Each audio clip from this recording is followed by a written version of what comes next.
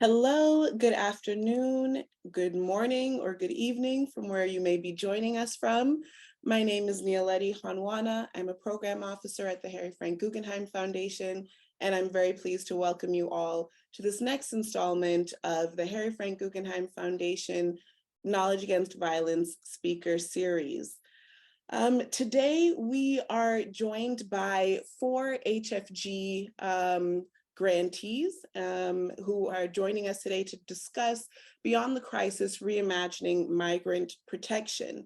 Before we get started in the program, I'd like to speak briefly about the foundation and about this series. The Harry Frank Guggenheim Foundation examines enduring and urgent problems of violence through basic and applied research. We aim to understand the causes, manifestation, and control of violence. We spread this knowledge to inform policy, practice, and public discourse, and to advance scholarship. Drawing from the Foundation's vast pool of scholars and grantees, speakers discuss timely research and analysis of situations of violence, including war, crime, terrorism, intimate relationships, climate instability, and political extremism. Our hope is that this informative space really leads to knowledge sharing, and we therefore encourage you all to pose your questions or comments or share relevant resources in the Zoom chat function. Now, allow me to briefly go over today's agenda and invite each of our speakers to please turn on their video. So we'll begin with a moderated discussion that will take us to the end of the hour. During the conversation, we encourage participants to pose questions or comments in either the Q&A chat function or the Zoom chat function in this webinar. Following the moderated discussion, the speakers will have about 30 minutes to respond to your questions, and this discussion will then be recorded, so it will be made available on hfg.org. So if I could please have Charles, Nicki, and Surulola, please go ahead and turn on your videos. And I'll give brief introductions before I turn it over to Nicki, who'll be leading today's moderated discussion. Surulola Eke, who's joining us, is an adjunct assistant professor and a Banting Postdoctoral Fellow at the Department of Political Studies at Queen's University. His research has focused on the linkages between migration, belonging, natural resources, and conflict in West Africa. Charles Larratt-Smith is currently an assistant professor at the Tecnológico de Monterrey, but will soon be joining the faculty of the University of Texas at El Paso. His research interests broadly center human security, the role of armed state and non-state actors, and with particular emphasis on migrants and migration policy in Latin America. Nicki Kindersley will be moderating today's discussion. She is a contemporary historian and lecturer in African history at the School of History, Archaeology, and Religion at Cardiff University. Her work has included politics in Africa, researching histories of political education, and working lives of migrants in South Sudan and its borderlands. So Nicki, I'll throw it over to you for the moderated portion of this discussion. Thank you, Nialeti, and thanks to everyone coming along. What here is a lovely sunny evening in Wales. So I wanted to start a little introduction to what we're going to be discussing today through a piece of news in the UK. Today's excellent news story is that the UK government's plan to send asylum seekers to Rwanda for claims processing of their asylum claims is technically unlawful. The bill would have made all asylum seekers arriving via irregular means, so therefore basically everyone claiming asylum, subject to removal to Rwanda for processing remotely. And the reason I wanted to jump off from today's news story is because it kind of frames our discussion nicely. Does the Refugee Convention still offer protections? Is it still invested in by governments as part of a global framework for preventing violence in migration? Where do migrants get to move? What landscapes and economies are people now moving within? And so I wanted to pose a series of connected big questions to Surulola and Charles about protecting migrants and migrant protections within the context of a variety of very different forms of violence and violent landscapes. So today I wanted to start with thinking about the people we will be discussing this evening. I'm thinking about how we talk about our protagonists here, our migrant workers and refugees in situations of various forms of violence. because our subjects to violent migration have taken on very different labels and paperwork lately. So from the UK government's efforts to redefine asylum seekers as illegal migrants who can be subject to deportation to Rwanda. I also want to reflect also on the Sudan and South Sudan borderlands, where I've worked quite a lot in the last 10 years, where people have been redefining identifications of refugees and internally displaced people as brothers, as wafidun, as arrivals. And now with the conflict in Sudan pushing people across the border southwards, people are being defined variously as returnees, as militiamen, as land stealers, as internally displaced persons with an old idea of the Sudan. So I wanted to start my panelists today with this question. Is this collapse of language about how we describe migrant people reflective of a collapse in the relevance and practice of the 1951 Refugee Convention more globally? How do you think about your migrant rights and protections in the context of your research? I'll leave it with you two, but maybe I can turn to Charles. Well, thank you, Nicki. That's a very engaging question. What we find, at least from my own research, which focuses on the two regional hubs of migration, transnational migration in Latin America, those being Colombia and Mexico, which have experienced different patterns and waves of migration over the last 5 to 10 years for a variety of reasons, which I hope to get into in detail here. But what is interesting there is that many of these people, or the countries which are the largest contributors of individuals, many of whom should receive or could be classified as refugees or asylum seekers, yet they will ultimately not be classified as such. They will be termed as or viewed as voluntary migrants, for a whole litany of other reasons as well. But they are migrating, they're either transiting through or settling in some of the world's most dangerous countries. And by dangerous, in the case of Colombia, there is a protracted civil war, which, in the aftermath of the FARC peace treaty, it has taken on a more fragmented form, yet it continues nevertheless. In terms of some of the spaces within Colombia are still heavily contested by both state authorities and armed non-state actors. So this is not necessarily what we find there is that many migrants, most of whom are coming from Venezuela, or a country that is not ostensibly at war, are opting to move to Colombia under these considerations, under these circumstances, because it is viewed as a preferable option compared to staying at home, where they face a whole array of existential threats to them and their families' ability to continue eking out a living. Yet nevertheless, the majority of these will be ultimately classified as voluntary migrants or economic migrants. Similarly, with the migration through Mexico over the last 5 years, which has seen a considerable raise in the amount of foreign nationals seeking to enter and transit through the country. Ultimately, the majority are seeking to reach the United States. Yet nevertheless, Mexico is currently the most dangerous country on the face of the earth. If you take a look at if you want to quantify that or classify it in terms of homicide rates, Mexico, at the top 10 most dangerous cities in the world, 9 of them are found in Mexico. And there are many more on the list of the top 50. So many of these spaces, ultimately, of these cities, which are extremely dangerous, and we also find a sort of confluence of state authorities and armed non-state actors competing and colliding, are ultimately where these foreign nationals and these migrants are seeking to transit through. Many of them remain in limbo in these places, yet technically Mexico is not a country at war, notwithstanding the whole discourse of the war on drugs and so on and so forth. So what I find interesting is that in this instance, we find in Latin America this idea of individuals or people seeking to migrate to other spaces that are viewed as a more preferable option than their country of origin, albeit these countries are suffering from many of the factors which are found in countries that are at war itself.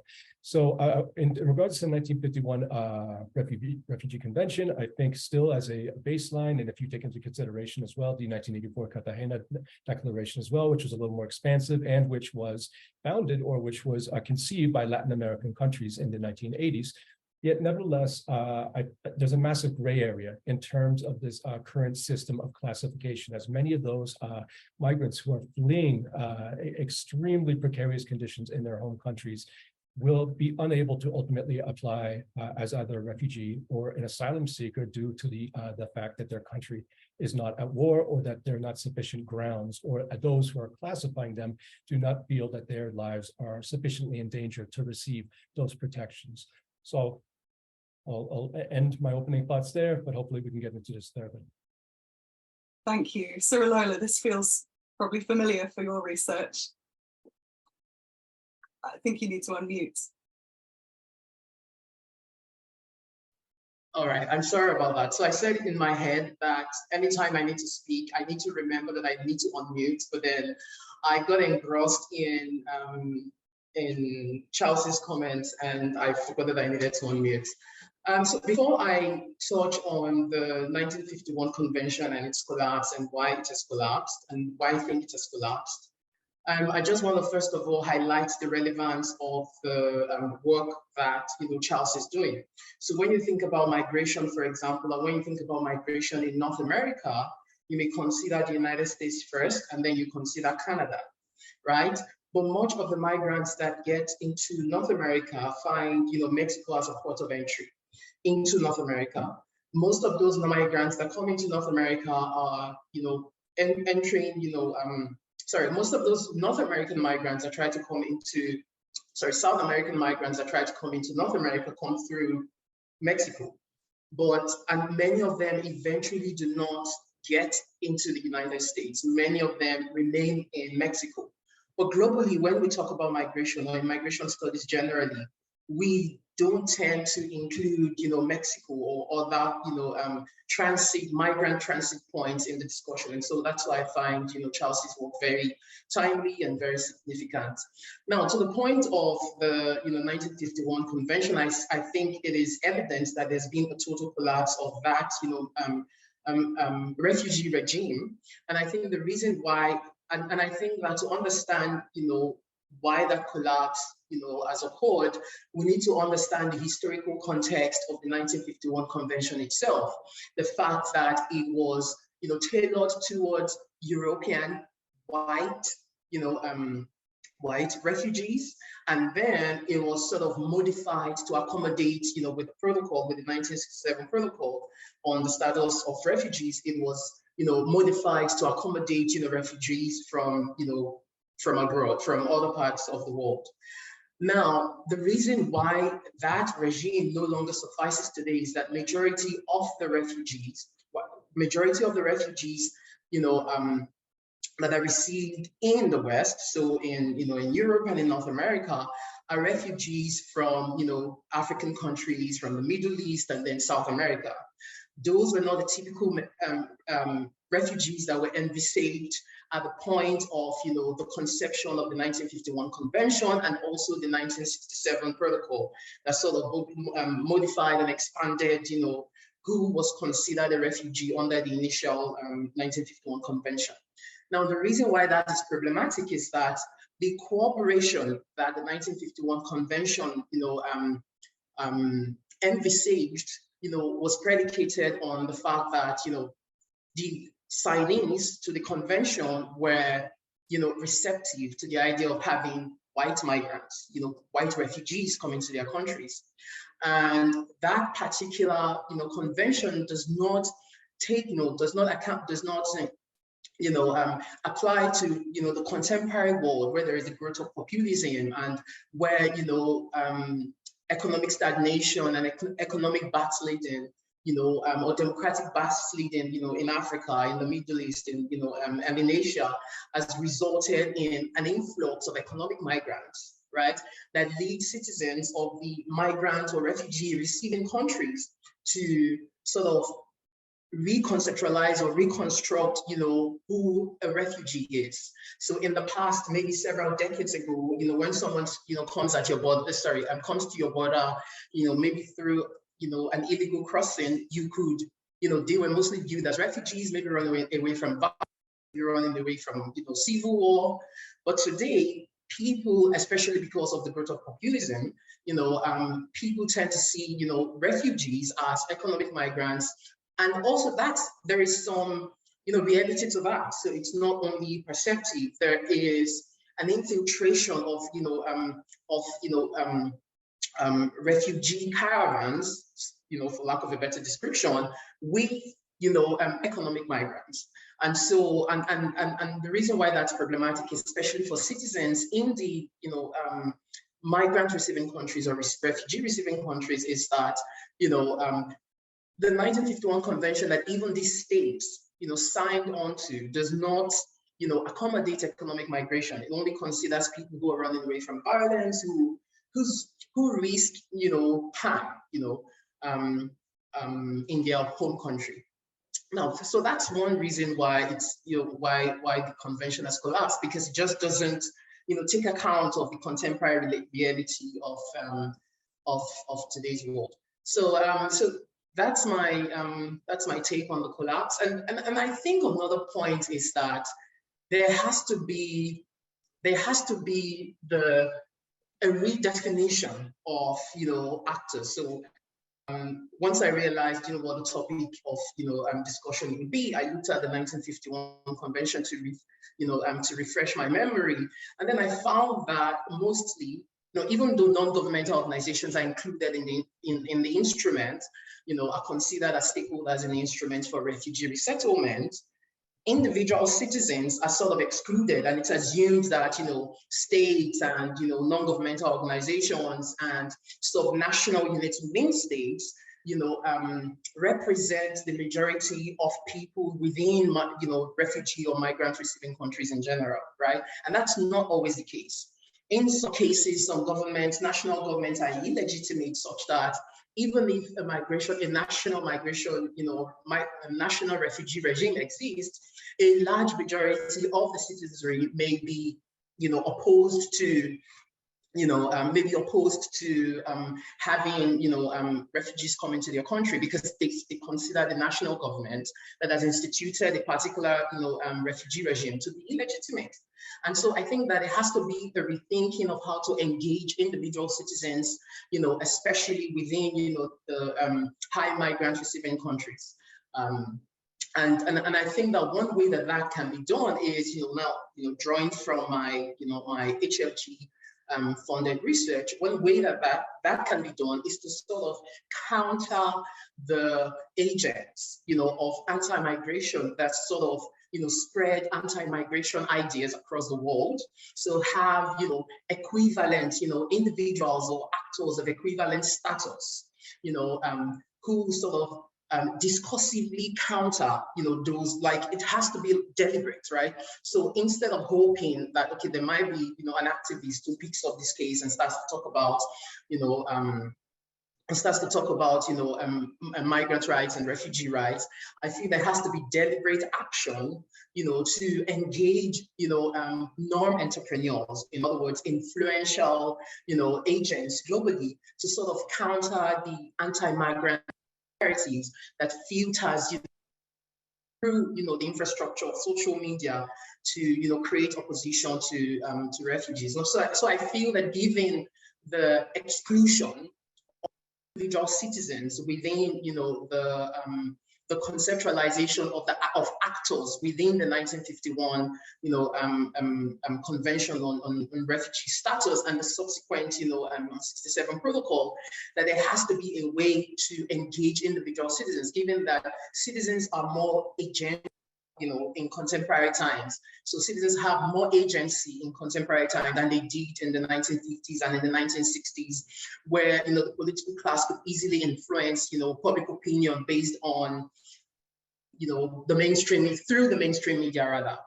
Now people form their opinion based on many sources, based on sources across the world, as a result of the connectivity that social media creates. So there has to be a way of including individual citizens in conceptualizing how to better protect refugees in the 21st century.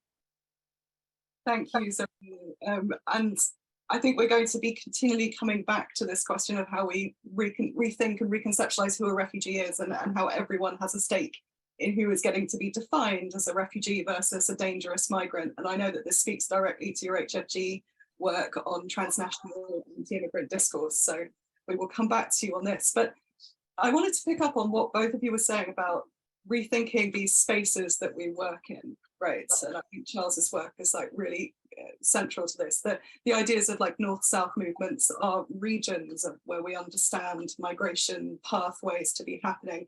The kind of the geography of camps and reception centres and how we make claims on specific labels and so on.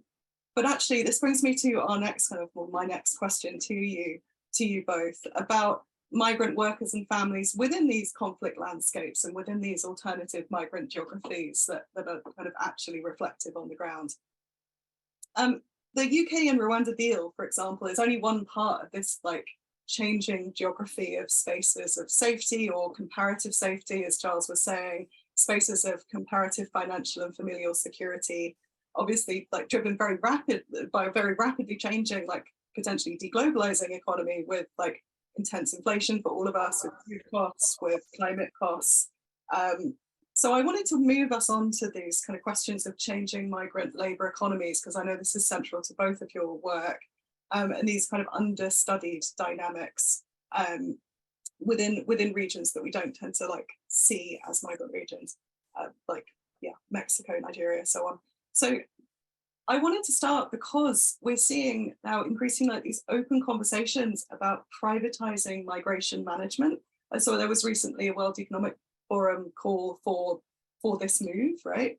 Especially around like migrants filling labour shortages, especially for forms of care in the global north, for example, like food production, elderly care conceptualised as broadly as possible there. And privatizing management of migrants is kind of seeing people as flows of human capital within this. So we're moving even further away from Refugee Convention definitions of protection of rights here. I wanted to pick up both of your research, like Charles, your research in Cucuta, I hope I've pronounced that right, and Surulola, your research on this kind of intranational migrant movements in West Africa. I'd like to kind of draw out your reflections on the dynamics of this kind of privatization, monetization of migration economies, like how people kind of profit from these systems and markets and what this is doing, what we're actually seeing doing. And to kind of ask you the question, if we have the rise of these kind of regional private economies of migration control, support systems and so on, what does this mean for kind of changing forms of violence against and among migrant communities? What should we now be thinking about is going on? Maybe I'll go back to Charles to come in here and then Surulola with an eye on the time. Thank you. Okay, so in the context of my project, which focuses, just for those who are attending who are not aware, my project is a comparative analysis of the two largest entry points for migrants in Colombia, that being Cúcuta, where 95% of Venezuelan migrants arrive, and the city of Tapachula in Chiapas in southern Mexico, which is, I believe, is around 60 to 70% of migrants entering Mexico enter through the city of Tapachula. So I'm examining how effectively in both of these spaces, there's different constellations of state authorities and armed non-state actors. There's very dramatically different national level migration policies to address these incoming waves of foreign nationals. But to examine how armed non-state actors interact and frequently assume functions related to migratory processes in these countries, in these spaces. So in regards to, I would articulate it as such, that state authorities and armed non-state actors in both countries, just to draw the linkages here, view migrants as two things. They view them A, as a potential security risk or security threat, and B, they also view them as a potential revenue stream. Okay, so in terms of viewing them as a security risk, in each context, it's quite distinct, but there's a high level of stigmatization and xenophobia on part of the local population and amongst the local authorities, state authorities in the city of Cúcuta, vis-a-vis the Venezuelan migrant population. And this is because Venezuela is perceived, or in recent years, over the last decade, or 15 years for that matter, Venezuela as being one of the most dangerous countries in the world in terms of homicide rates and violent crime. So many view Cúcuta was already a fairly dangerous city itself due to the presence of different Colombian armed non-state actors who maintained a presence there. But the influx of thousands or hundreds of thousands of Venezuelans, many of whom were coming from impoverished urban neighborhoods with entrenched or long histories of violent crime, for that matter, violent practices. There were local criminal organizations, and many of these attempted to stake a foothold in the city of Cúcuta and elsewhere in the country. So for both state authorities and also for armed non-state actors who had long maintained a presence in this area, they viewed the arrival of these criminal organizations in Venezuela with great concern. And obviously, the local media and the political elites in the city of Cúcuta took advantage of this and used it for purposes of sowing greater xenophobia to advance their own ends, whatever those may have been.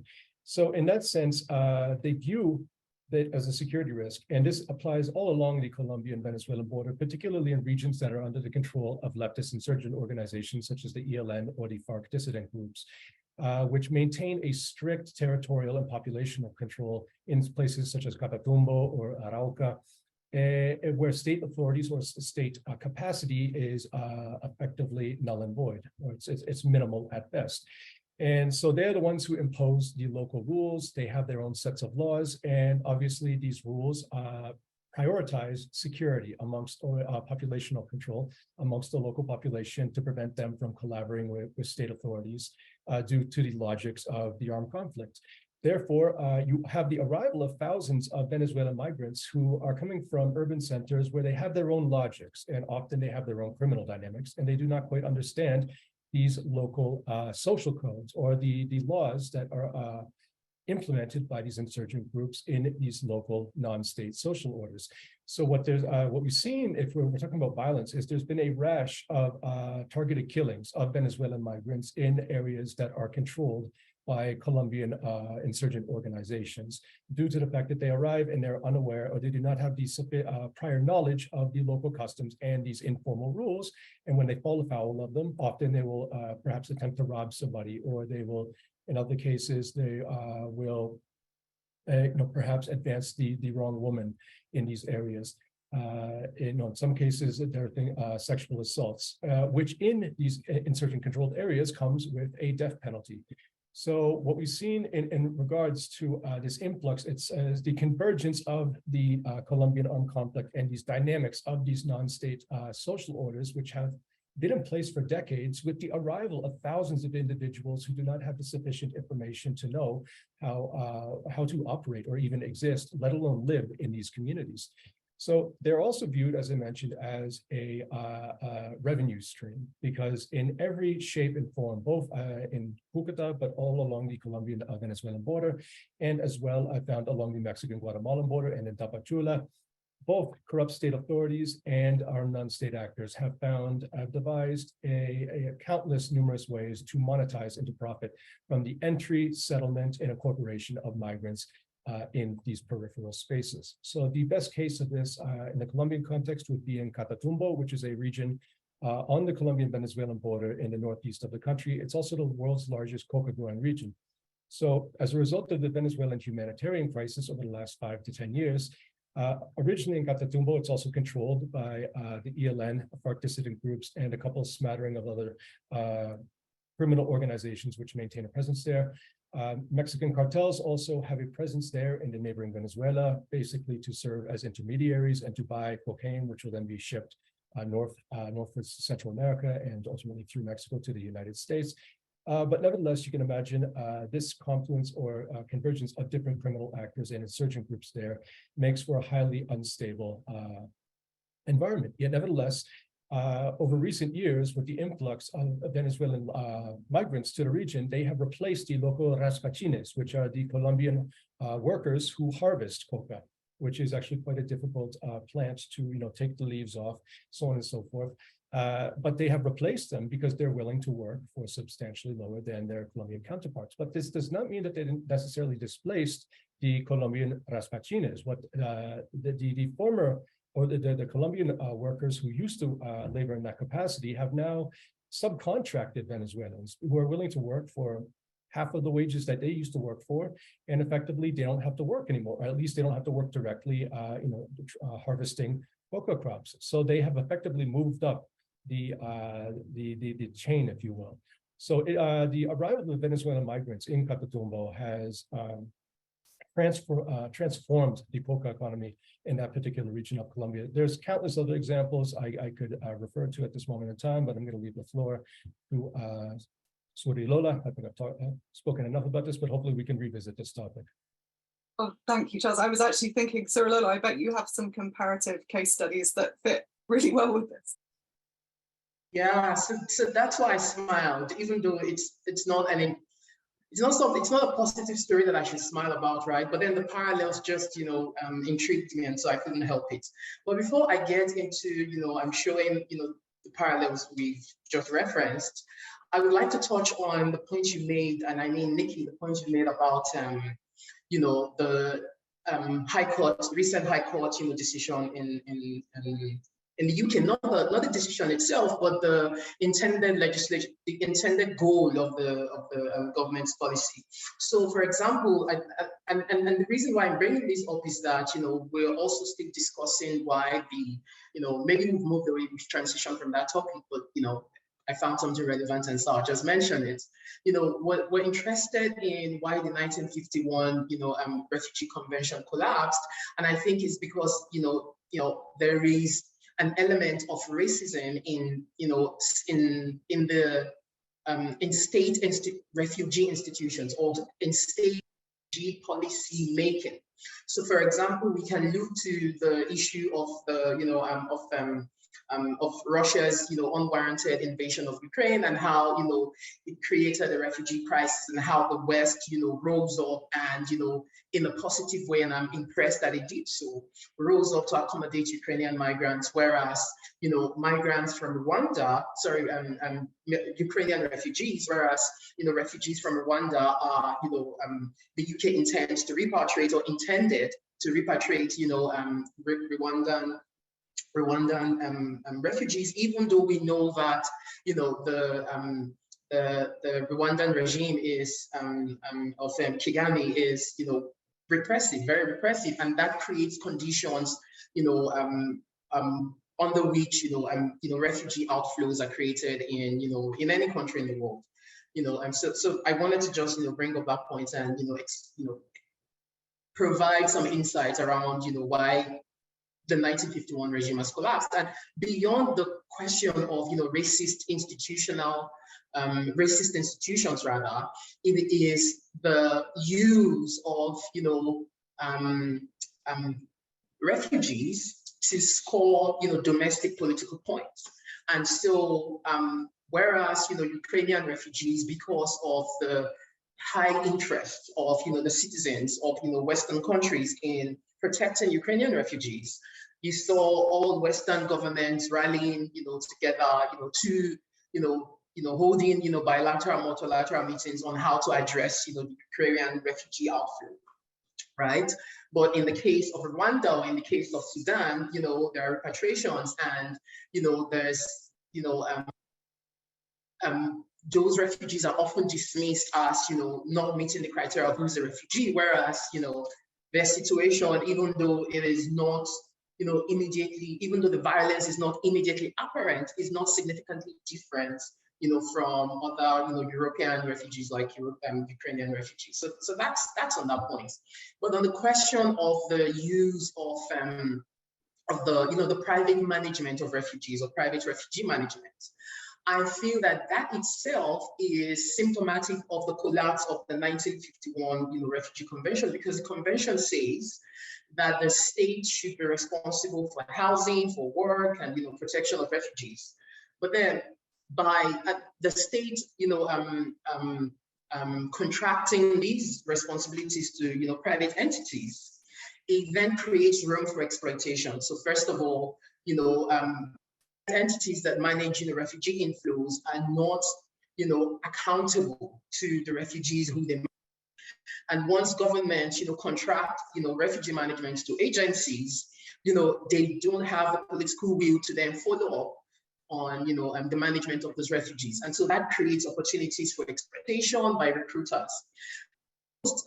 one of the reasons why migrant labor exploitation exists is because of the collapse of the 1951 Refugee Convention, because the government is no longer responsible in many places. The government is no longer responsible for refugee resettlement. Private organizations that are in charge, and the legislature, for example, doesn't have, even if it may have oversight over such, contractors, doesn't exercise its oversight authority over those contractors. And so the contractors, rely or enter into, partnerships with, maybe, agricultural recruitment agencies, agricultural workers recruitment agencies, which then exploit these migrant laborers. And the reason why they exist again is that they lack, opportunities, they lack resource rights, right? So even though they're refugees and the 1951 Convention says that they should have the same labor rights as non-nationals who have legal temporary status, because the government is not involved in the day-to-day management of refugees and resettlement, the government cannot oversee their resettlement and cannot prevent their exploitation. And because refugees are knowledgeable of their lack of, rights within, those states, at least the protection of those rights that are, provided under the 1951 Convention, the refugees, accept, exploitative work relationships, exploitative work conditions. And, even though that exists, the way violence in my own case, and this is not my HFG funded work, but still, migrant related.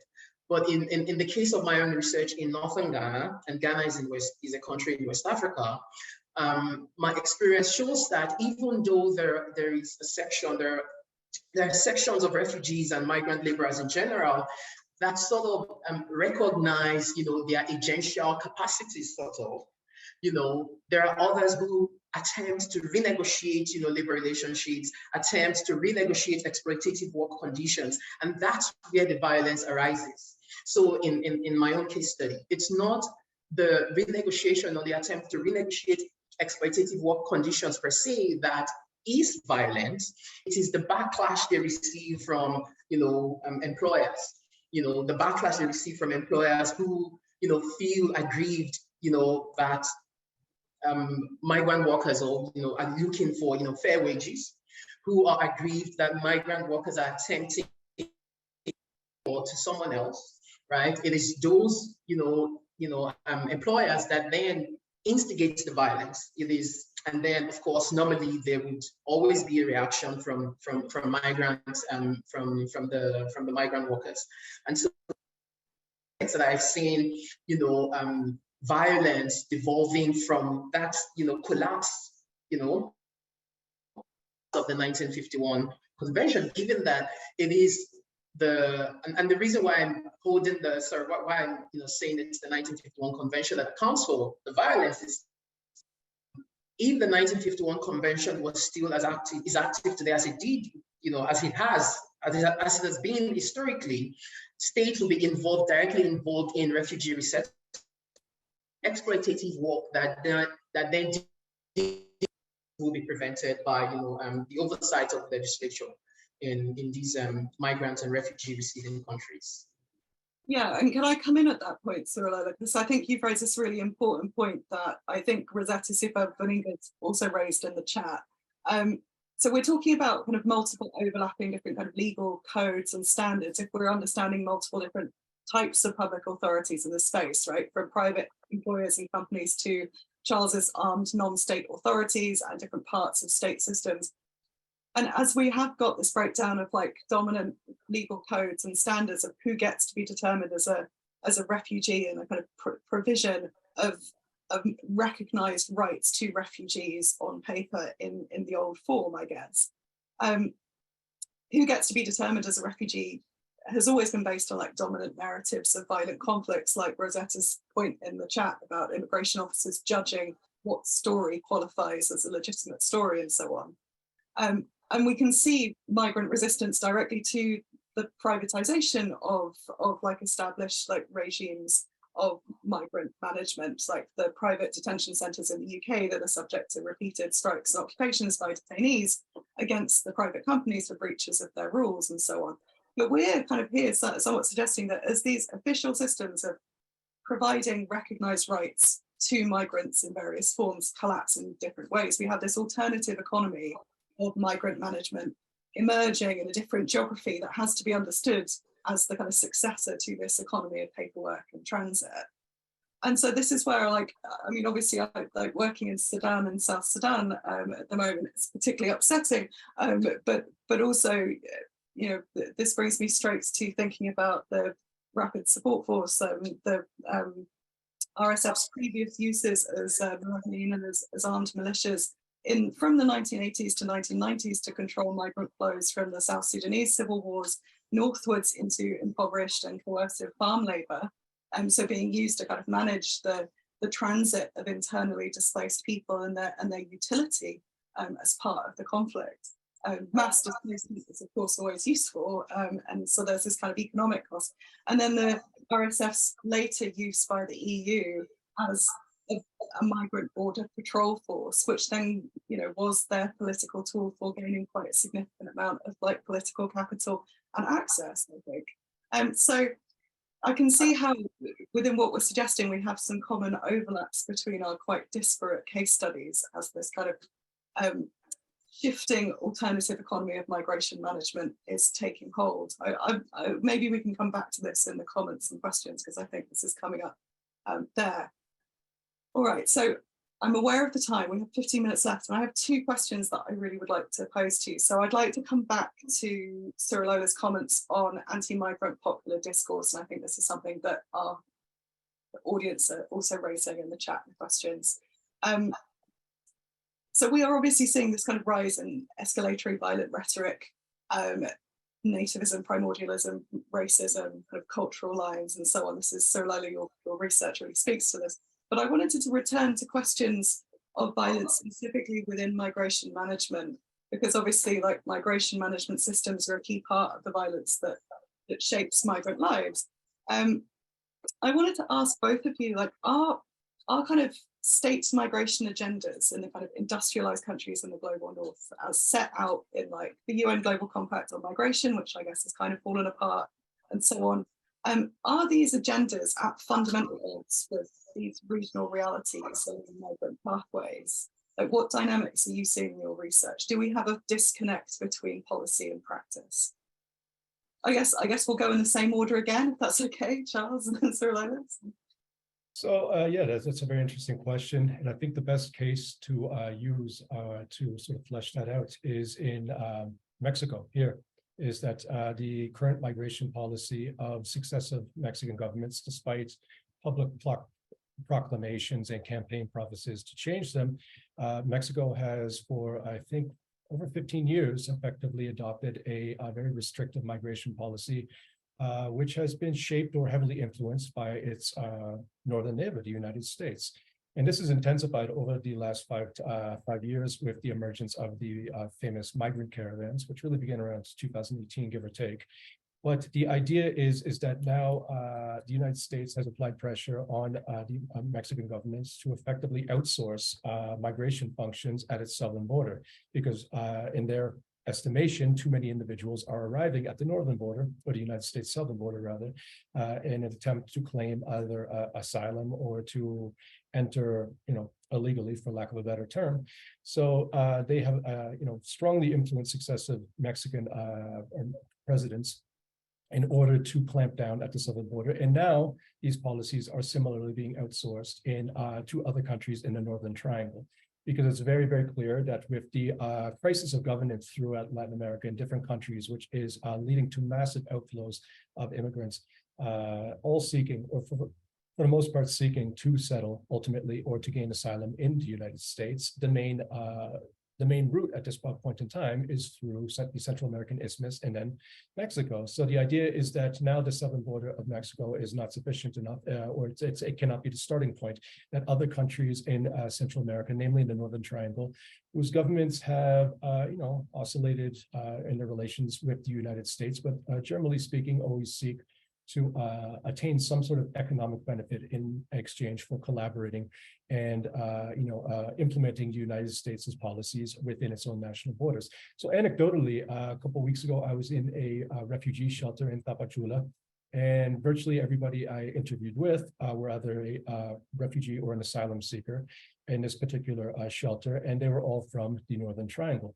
And upon asking them a series of questions about their journey, they all, literally every single one of them, expressed that when they, particularly those leaving from Honduras, when they transited through Guatemala, that at each and every military and police checkpoint, that the state authorities would effectively force them all to get off the bus and rob them of everything of value, money, personal possessions. And in many cases, they would destroy their documents.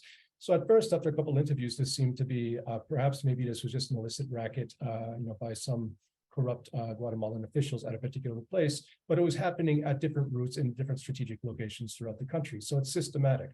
So clearly there is greater pressure, or that there is from their own government, or greater leeway for them to behave in such a venal manner towards migrants transiting to their country. I also also heard other accounts of this happening in El Salvador as well.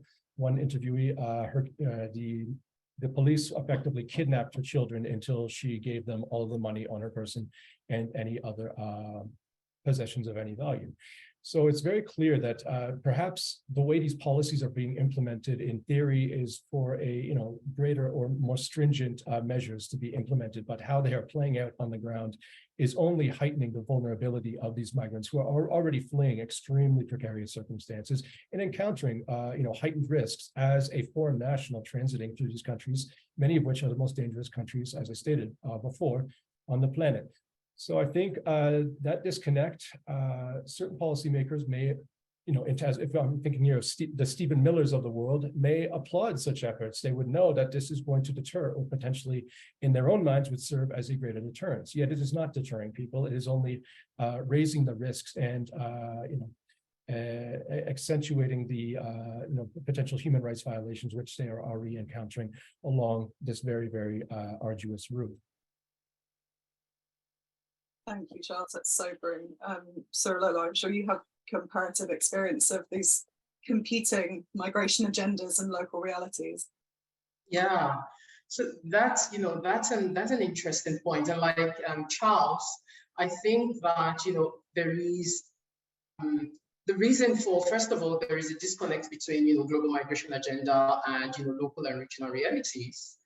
And I believe that the reason why that exists is that locally and regionally, there are, illicit, migration management economies that are not seriously considered in the envisioning of, these, transnational agreements, especially in sub-Saharan Africa, for example. So whereas in the West, global migration, arrangements may be selectively implemented based on, political exigencies. In, sub-Saharan African countries, especially the countries where I've been working, like Kenya, to a lesser extent, Ghana, what exists of this juncture between, the transnational or global migration or refugee resettlement arrangement and local implementation of such refugee policies is the existence of an illicit refugee management political economy setup. And so speaking to people on the street, and it seems quite common knowledge. It seems to be quite common knowledge because even speaking with everyday people on the street, people mentioned, that there is a refugee overpopulation in their cities. I'm talking about, Mombasa, but especially Nairobi. In Kenya, people, refugee overpopulation, so refugees from Somalia, refugees from even South Sudan. They seem to understand, and I get a sense that they understand, maybe from local media, that there is a lot of funding from international, from INGOs and from UN agencies for refugee resettlement, but there appears to be underutilization or misappropriation of those funds, right? At least discursively it's in the public domain, that it appears that there's a lot of foreign financing of refugee resettlement that is being mismanaged by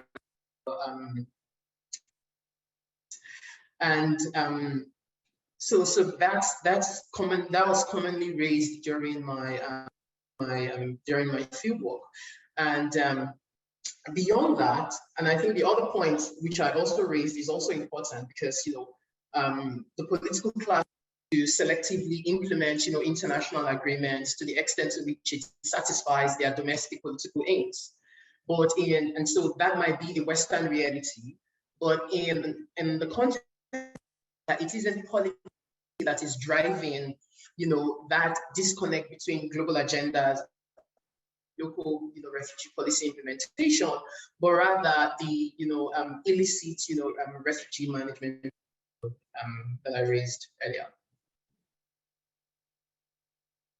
Thank you. So that's fascinating, and actually maybe this is why we should be if we recenter an economic understanding of what's happening rather than a kind of policy understanding of what's happening, then we suddenly see this quite vicious economic environment for migrants. Oh, sorry, do you want to come back in? Yeah. As you're speaking, I remembered something that I was going to mention. So I think the reason why these illicit, refugee management economy seems to exist and is festering is the lack of an international or global fiscal oversight over of refugee resettlement funds in sub-Saharan Africa. So I just wanted to add that to the discourse.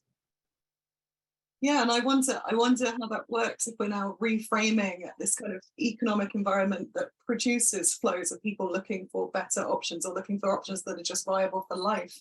And it is fascinating to think about these money regimes, or think about international regimes of migration management as money regimes, that this funding and financing of refugee support is hyper visible in this increasingly vicious kind of inflationary global economy. And so that heightens what I know that people in the chat have commented about, the stigmatization and what your research talks about in terms of like anti-migrant sentiment. So yeah, this is kind of pulling this together, and actually like Charles's case study of restrictive migration policy in Mexico reflects this really strongly, doesn't it? Okay, so I'm looking at the time. I know we're running a little bit late. I would like to encourage our wonderful audience to put comments, questions in the chat or in the Q&A to line us up some material and draw out some things. But I wanted to pose a kind of final panel question before we move to the chat. Firstly, just to kind of recenter again where we started on the people who are moving. And I want to make sure we're discussing questions of research directions, of course, but also questions of ethics as researchers in this incredibly difficult space, as we've commented, in this incredibly dangerous, but also ethically difficult space. So I was reflecting on this and I kind of reflecting on what my final question would be to myself, and was thinking within this discussion of different types of authorities, from the kind of armed authorities all the way through to UNHCR. Who are we doing this research for? How can we kind of ensure our work is responsible to and reflective of the priorities and needs of the people that we are discussing here without their presence, mostly, I imagine. What priorities do you see in your research being set by migrants themselves? What should we be listening to as research priorities from the people experiencing these systems themselves? Shall we go Charles and then Surulola, then I'll turn it around for the Q&A. Give you a break, Charles. In terms of what should we be looking to do in terms of this particular research agenda, I think that we need to give more priority to local inputs. But my particular project, I'm seeking to do the majority of my interviews with migrants themselves, or many of them are refugees or asylum seekers, or many of them are have yet to be classified. So they are in that gray area, which I referenced earlier. I also seek to local experts or individuals who are on the ground who probably have more macro level understandings of local dynamics, as well as a series of other experts. And finally, I do also attempt to interview people from the international community who are working on the ground in these spaces. But what I found interestingly, and what I think there is an ethical imperative, is to try to prioritize giving space and a voice to those who frequently are not heard, or if they're, it's in varying capacities. And by that, I mean, there's a massive disconnect from those who I've spoken to who live in these areas and run or work for local civil society organizations, and between them and the international community. By international community, I often mean international organizations which maintain a presence. And it seems to be that despite the fact that many, the policies or initiatives are well-intentioned, that often international organizations in these areas, in these specific spaces, are actually exacerbating certain problems which exist. For example, there's one community in the northern region of La Guajira in Colombia on the Venezuelan border, where it's the largest informal settlement of migrants anywhere in Latin America. Venezuelan migrants and Colombian returnees from Venezuela have occupied the airport. It's an abandoned airport, and it's called La Pista. And it's a huge sprawling enterprise, but the international organizations that maintain a presence there fund a variety of initiatives, namely supplying food and other basic necessities to these communities. Yet the local mayor or local political elites refuse to allow international organizations to improve or to bring certain services such as fresh drinking water or whatever else. So there's independent vendors who have water carts that they draw through donkeys in this community, and they sell it to each individual family for their own consumption. But the logic is that the international organizations are effectively enabling the corrupt local political elites who refuse to actually improve the provision of services in these areas, because they're scared that the money will dry up, that once they actually develop these communities, that they will move on elsewhere along the border. So I find that there needs to be, or at least on behalf of the international organizations, or as academics, perhaps we might be able to serve as a bridge. I don't know, maybe this is wishful thinking, but to really try to narrow the gap and to sort of allow them, or kindly suggest that they pay greater heed to what local civil society organizations are actually saying, rather than dismissing them or talking down to them in many instances. So I'm not sure, I think that somewhat touches upon the topic, but I want to leave enough time for Surulola, so I'll leave it there. Thank you. I might come back to some of those points, but Surulola. Okay, great. I think that this webinar itself is an ethical activity. And the reason why I say that is, if you think of the 1951 Convention as a technology, right? Is that technology 2023 compliant? Is it even Y2K compliant? Many people would say no. So if you think of it as a technology, as a protection technology, does it protect everybody that it should protect? And if it's not protecting everybody that it should protect, is it ethical or unethical? If the collapse of the 1951 Convention is at the heart of the failure of, global refugee management, is that convention ethical, right? And I think that if we're talking about, ethical research agenda, we should then be looking at how to, center the failings of the 1951 Convention, or rather locate the failure through our research, the failure of global refugee resettlement in the 1951 Refugee Convention on status of refugees. And I think that our different research programs will highlight the different parts of the convention that are obsolete, given the contemporary world, that in the context of the contemporary world that we live in.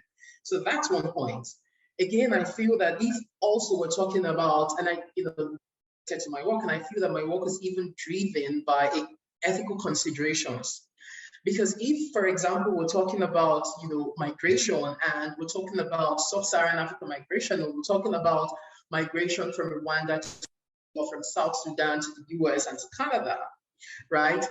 And we're concerned about, how, South Sudanese or Rwanda refugees are accepted or refused in those countries that I just mentioned, whereas in African countries, much of the migration that takes place is within the continent.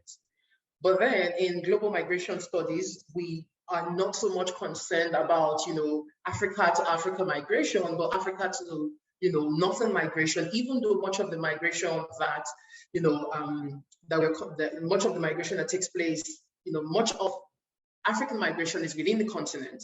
And so if we're not talking about that, what's then going to happen to, local agencies or local institutions, as I think Charles alluded, who then, provides the financing for local, NGOs that exist, in African cities, who then, considers, Mombasa or, Northern Ghana, that receives, Fulani, refugees from, neighboring countries, who then, that are displaced as a result of, header farmer or pastoralist farmers, conflicts. So I think that if we're looking towards, an ethical, research agenda, what we should be considering is, mainstreaming Africa to Africa, but not just Africa to Africa, South-South, migration in global migration discourse. Thank you. I was typing so fast, it took me a while to get to my unmute. But thank you both. I mean, these are really common ideas and discussions, like with my research as well, about, which voices get prioritized and privileged, who is only classified as a service provider and not an expert. And then, we can acknowledge major issues, but do we actually center failings with the status quo? Do we actually recenter our regions to look at just the global south as its own entity? Why does the north always have to be involved in these conversations, and so on? So loads of really fascinating stuff here, and the practicalities of doing this are something that I would like us to continue talking about, maybe later on.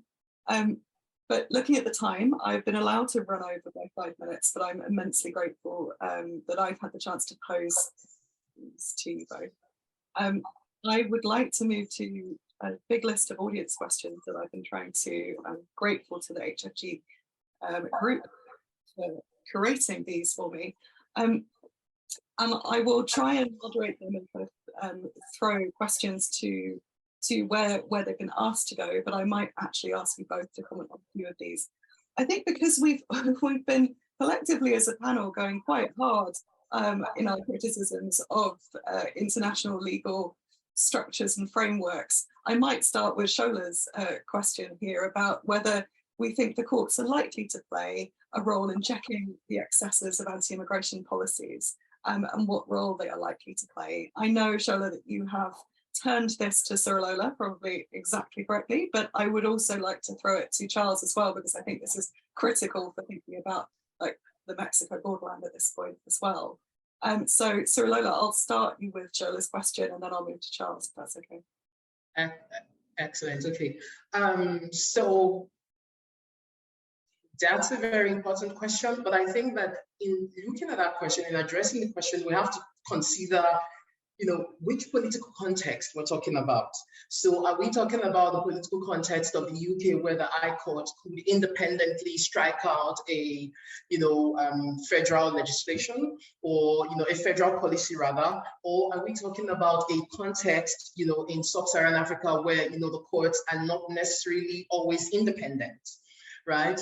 Or are we about in the United States, where the court is itself not apolitical and where the court is driven by, political interests? So, for example, certain cases, certain conservative or progressive, policies tend to fare one way or the other at the United States Supreme Court. Whereas in the UK, for example, we would say there is much more, judicial independence. And so we would expect in a place like the UK that, the courts, from time to time will reach decisions that are either pro or anti, migration or anti-refugees. Whereas in the United States, you expect that, pro-migration or pro-refugee policies are likely to be favored by progressive leaning courts, whether at the appellate level or, at the high court or, the topmost court, the Supreme Court. And then in sub-Saharan Africa, like in Kenya, and even in Ghana, the judiciary is not entirely independent. So there are skills, levels of independence. So we can talk about the spectrum of independence from, the UK being, in my opinion, the most independent. The American judicial system being, driven by, political ideologies, whereas, in much of sub-Saharan Africa, the judiciary mostly, pronounces, mixed pronunciations that favor, the ruling government. And so the extent to which we can see judicial intervention in refugee management is dependent on the political environment of that country, of the country that we're talking about, or the region that we're talking about. And so I cannot definitively say that, judicial intervention will occur one way or the other, without considering the political context within which the judiciary exists. I think there's an answer there somewhere. Hopefully I've answered the question. Thank you. Yeah, and I think, sitting in the UK right now, or at least that's a very familiar answer about the tensions between systems within government. Charles, your reflections on this? Just briefly, I'm not very sanguine about the idea, particularly in Latin America. And if we're talking about the countries where I focus on, as I mentioned, well, Colombia has actually a very permissive policy towards granting not asylum per se, but Venezuela, all Venezuelan nationals are eligible for a visa. And it's been one of the, in terms of open door policies, one of the most generous that I think probably has been implemented anywhere in the world over the last 5 to 10 years. Yet I don't, obviously there's humanitarian considerations, but I think it's also sort of a tacit recognition of Colombia's historically weak state capacity, is that there's no way that they can enforce a border that is 2,219 kilometers long. There's only 6 or 7 formal crossings. I think it's sort of a tacit recognition that it's better to let them in and try to legalize their status in some shape or form, rather than forcing them to live in the margins of sort of informality and whatnot. But I'm much less optimistic about the ability for any sort of judicial intervention in the United States, as we saw today's ruling and recent rulings with the Supreme Court, which I anticipate will be here for quite some time. I think if there is any ruling or intervention on immigration or refugee policy, that it would be against the rights of refugees and asylum seekers seeking to enter at the southern border. And as long as this dynamic exists, where it's able to outsource its immigration policies to Mexico, Guatemala, and Salvador by extension, I think the status quo is kind of here to stay, unfortunately. Thanks, Charles. I mean, I think that's really familiar from Europe as well, with our extroverted border systems and privatized systems as well. I mean, and also just within my own experience of working as a legal rep in the UK asylum and immigration tribunal system, and that was back in 2008 to 2010. I mean, it was in crisis then, and it's firefighting now. I hear of colleagues who've stayed. So in theory, in the UK, the system exists and the standards exist and can, in theory, be maintained, and can, in practice, in specific circumstances, be maintained. But the capacity has been destroyed across the system, including the charity I worked for, decimated by austerity and political choices over the last 10, 13 years. So just, from a personal feeling, like I feel Shola's, drive for some intervention, but yeah, having been within it, it's incredibly depressing, isn't it? Okay, I will move on from that reflection. We had a series of definitional questions and discussions from Julia and Ellie. I hope I haven't missed anyone in the comments. About these questions of defining people as economic migrants versus refugees, and refugees versus climate refugees specifically, or economic migrants. How do we frame what labels gain pejoratives and why in our work? How do we deal with these definitional things? Can we define people as climate refugees, for example, specifically, when so many climate crises and shocks come with conflict, and so on? I will go to Surulola first. That's okay. Yeah, excellent. So that's an interesting question. But before question, if I have a couple of minutes, I would like to first of all touch on the point you raised about, the practicality of centering, other regional migration or refugee realities in, global migration discourse. But because I think that it is relevant for understanding, the conceptualizations or labeling of different, or different classifications of migrants. The reason why I feel that it is practical to do so is that currently, the problem with refugee resettlement, the problem with implementing global refugee agenda regionally at regional and local levels is the fact that the arrangement is in most cases bilateral, in other cases very ad hoc, whereas other global emergencies are more permanent arrangements and multilateral arrangements. So if we think of now, I'm about to transition into the labeling of different migrant classifications. So if you think of the climate emergency, for example, and if you think of the Paris Accord, for example, if you think about global response to the climate crisis, for example, the climate mitigation action has evolved over the years, over several decades. And so now we have the Paris Climate Agreement that is being modified and tweaked with every COP that world leaders engage in. So we don't necessarily have to rely on the 1951 Convention, which is the only existing multilateral and sort of permanent refugee management instrument that has the most signees. So we can also, that convention, to accommodate existing causes of migration, causes of refugees. So climate refugees, for example, are not difficult to identify. And climate refugees are not restricted to South America or or Sub-Saharan Africa or Tanzania alone. Climate refugees could also be produced in North America as a result of excessive flooding, excessive wildfire, etc. But it has to be a more permanent global response, a global response to create a permanent instrument that recognizes facets of refugees, classifications of refugees, because currently I even think that the 1951 Refugee Convention and the protocol would can be interpreted as recognizing climate refugees, because it's people that are at risk. It considers people that are at risk of harm in their home countries as being considered refugees. So the harm could be of a physical nature or or of an emotional nature. So it could be interpersonal violence, for example, is not physical, right? Or it could be familial violence that is not physical. But also, it doesn't have to be. It could also be, natural.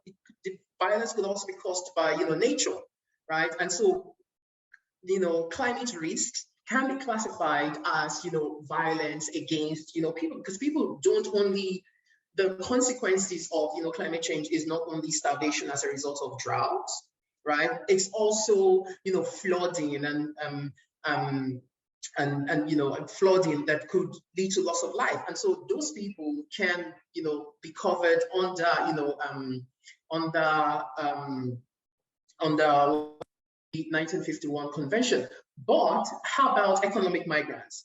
Certain people engage in economic migration, because they're just in need of greener pastures. Whereas, I'll rephrase that. So there are certain people who engage in economic migration because they just want to improve their economic well-being. It's not like they're starving, right?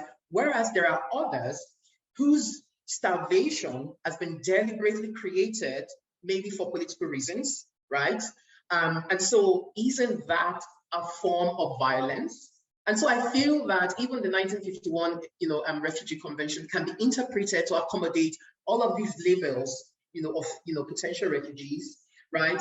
But then there has to be a new instrument for today that all of these, different facets of refugees, in my opinion.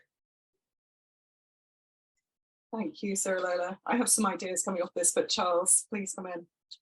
Feel free. What was the question again? I was just listening to what he was talking about, but I actually lost the original question. How do we frame these different terms of economic migrant, refugee, climate refugee, and so on? What labels gain pejoratives and why? What labels should we actually be applying and how?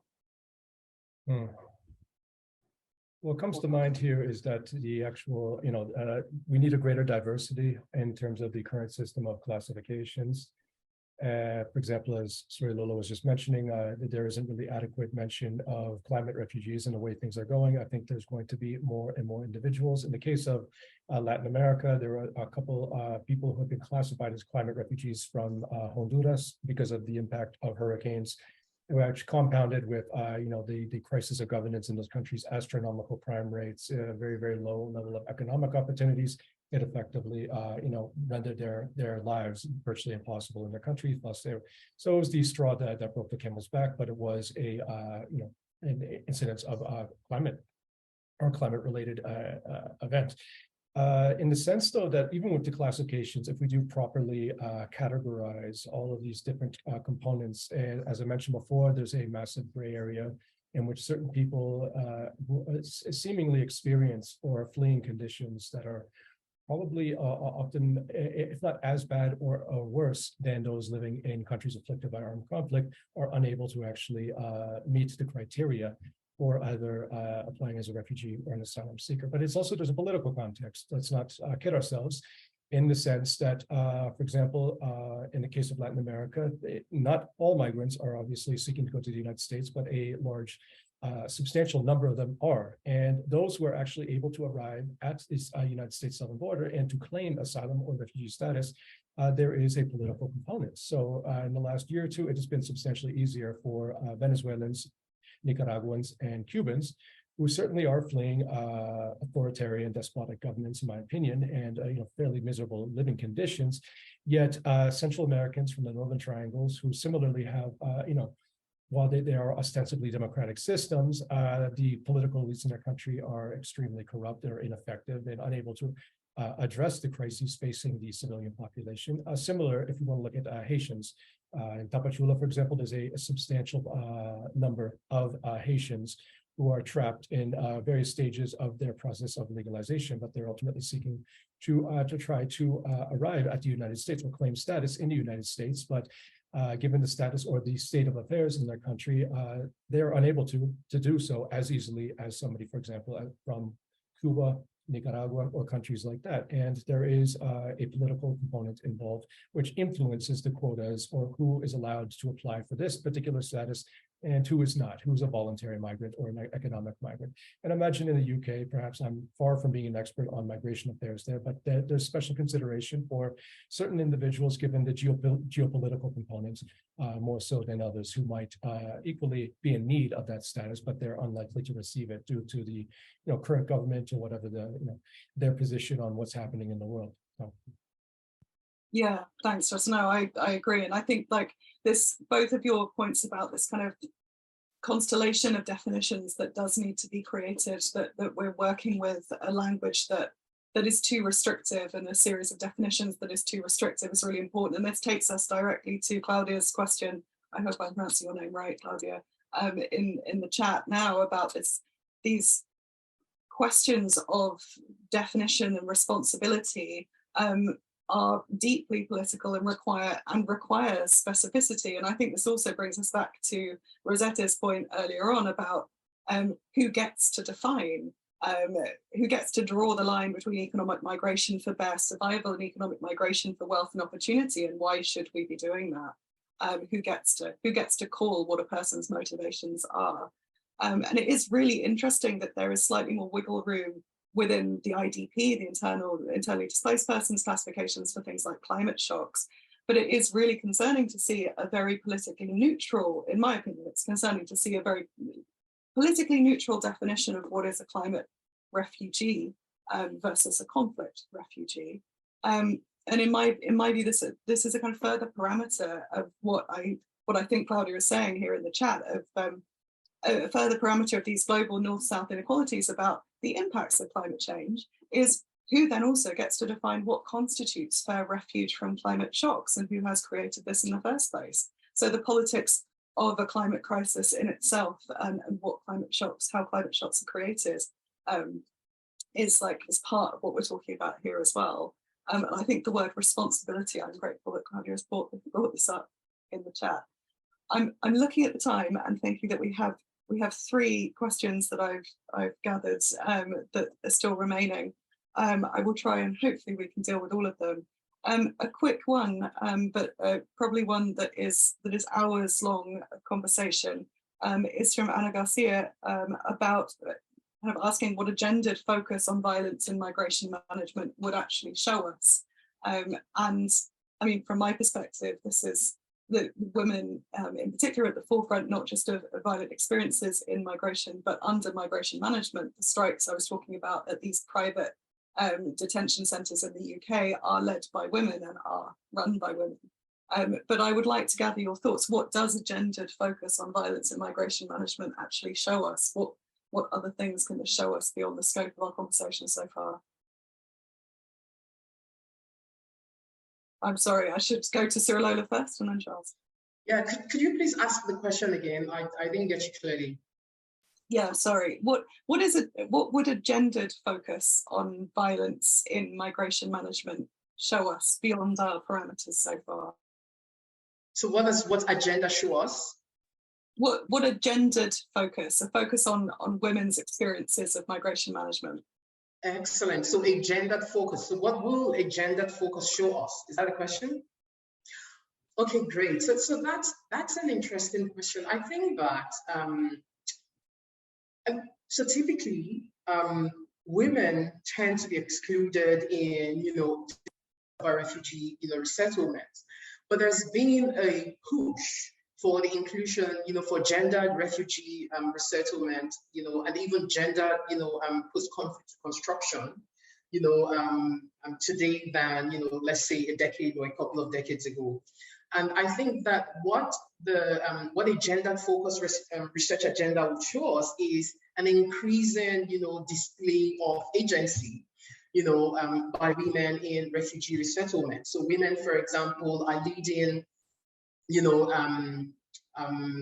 women, for example, are, as against men, female refugees are able to, get work in their new countries, even without, local government assistance than the male folks. So we see that whereas, if, a family migrates, together, from a war-torn country, women, then in the transitional phase of resettlement of these refugee families, we see the women getting jobs quicker than the men because the women easily get into care jobs, whereas the men may be looking for factory work that may not be readily available. Whereas, especially if we're talking about the global north, there is a lot of care jobs that women can easily get into. But then, as a result of the withdrawal of the government from refugee resettlement, what we also observe is, an easy exploitation of,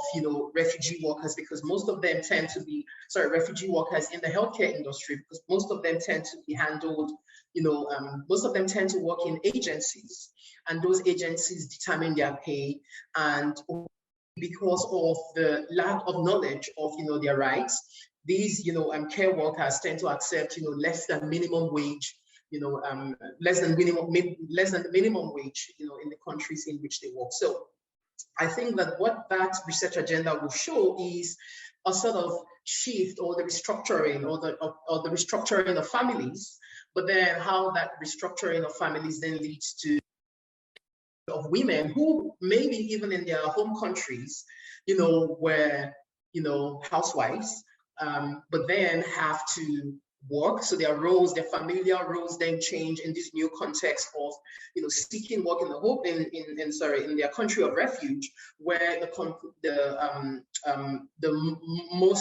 readily available job is in the care sector, and for which women are mostly considered the men, and which, men from these, migrant and refugee sending countries are less likely, to engage in.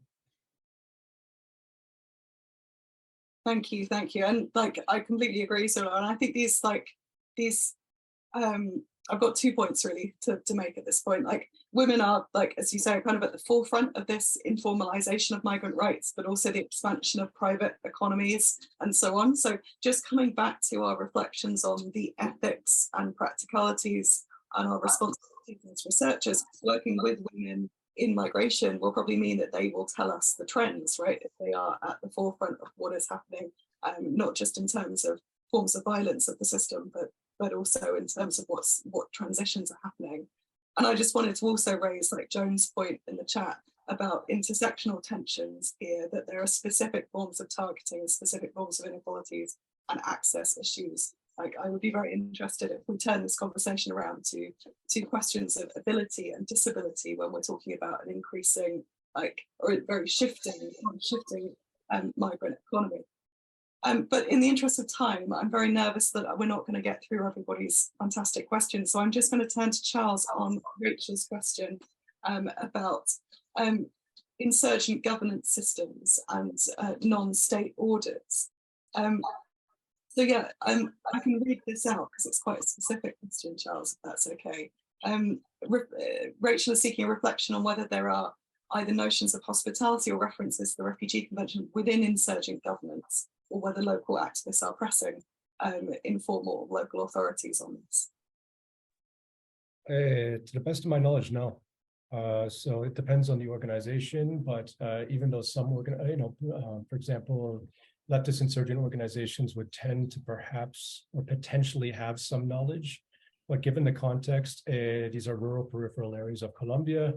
They're much more familiar with their sort of ideological doctrines than existing international conventions. And one also has to remember that in the case of Colombia, it was pretty much a net exporter of people for decades as a result of the armed conflict. In fact, almost over a million Colombians over the past 40, 50 years settled in Venezuela, because Venezuela once upon a time was the wealthiest country in Latin America. So Colombia has never really had a long tradition of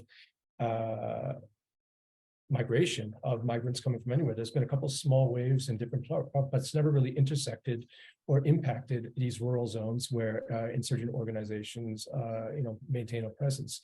So I think in that sense, they adhere, they have their infrastructure, they have their system of governance in place. And for those who arrive, if you do not adapt very quickly and adhere to their rules, you will have problems. You'll either be forcibly displaced elsewhere, or worst case, you will be killed, depending on what you do.